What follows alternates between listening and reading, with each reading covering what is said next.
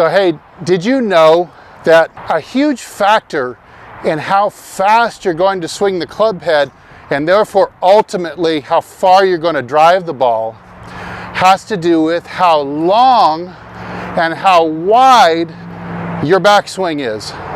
So right after this, I'm going to talk about my 3 factors or 3 measurements that are going to help you get longer, wider, and ultimately hit it further down the fairway. So don't go away.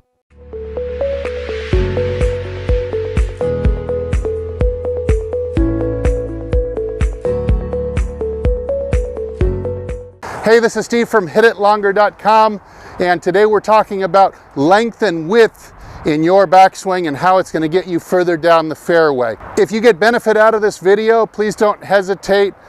Hit the subscribe button, like this video, and leave a comment down below. So up here in the upper right-hand corner, I'm going to post a few different top of backswing positions for some golfers that you already know.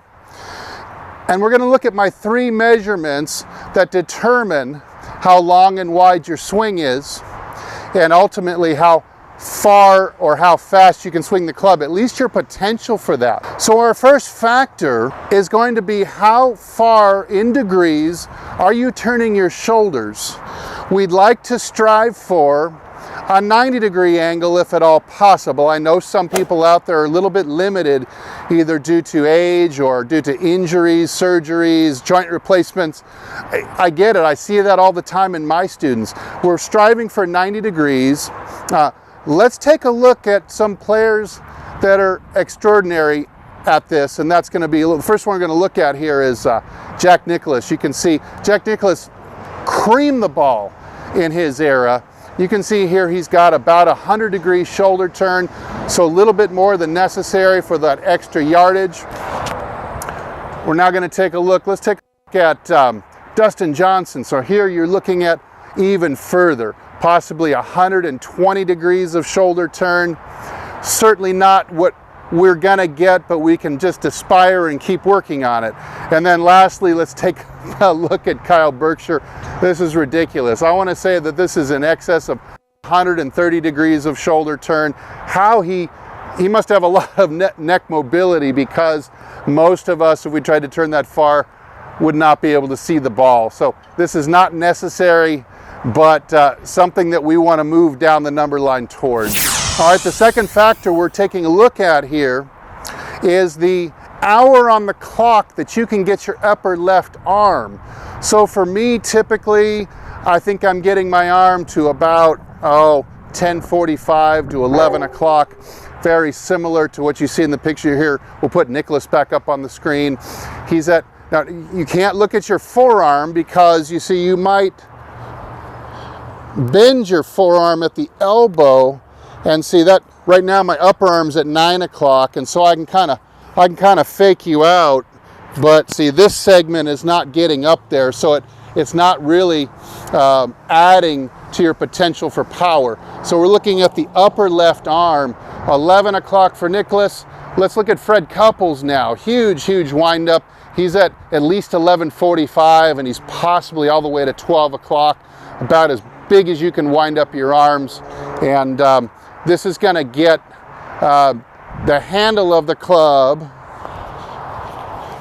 further away from its original starting position, and that's really what we're after here. The third thing we're looking at is how far can you get the club shaft above your rear shoulder when you take it back. So if I'm here, let's say I'm here and I'm very narrow, I'm only 2 or 3 inches off my rear shoulder here. This would be called a very narrow swing. And if you look, I haven't really displaced the handle of the club very far from its original starting position, maybe 2.5 feet. But if I can get it up here, like this, I've got a good 14 inches or 12 inches off my shoulder now.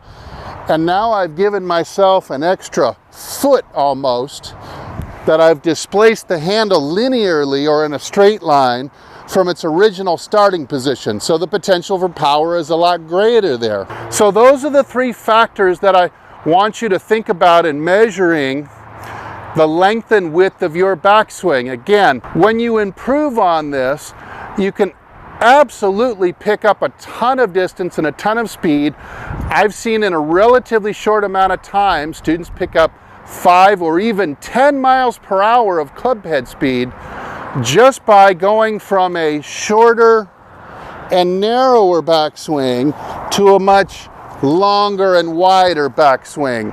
You can do it, especially if given the right tools, which I'm going to show you right coming up. So here I have in my hand, it's just a new training aid I'm developing, and what I've done is I've tied it in around this pole in a knot, and this is going to help you get a lot more length and width into your swing. And I want to show you how it's going to give you all 3 elements that I talked about in the beginning that will raise your club head speed and therefore your distance. So I'm just going to walk it out till I feel a lot of tension here.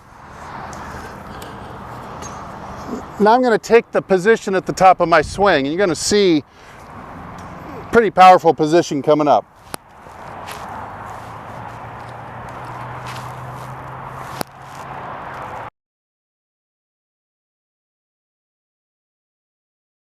So if you'd like to get one of these, I've left a link in the description below, a link to this product, and you can be the first one of the first people to grab one of these. So this is going to give you so much more shoulder turn and width and length to your swing, and you're going to be able to incorporate it into your golf course swing relatively quickly. So hey, thanks for watching. If you got some benefit out of this video, I'd love to have you as a subscriber. Hit the like button and leave a comment down below, especially if you're working on your length and width and you're getting some benefit out of it. And hey, I'm Steve, and if I don't see you in the next video, hopefully I'll see you longer and straighter down the fairway. Thanks to Golf Development Complex in Moore Park, California, for the beautiful weather, beautiful scenery, and come on out and hit some balls with me sometime. See ya.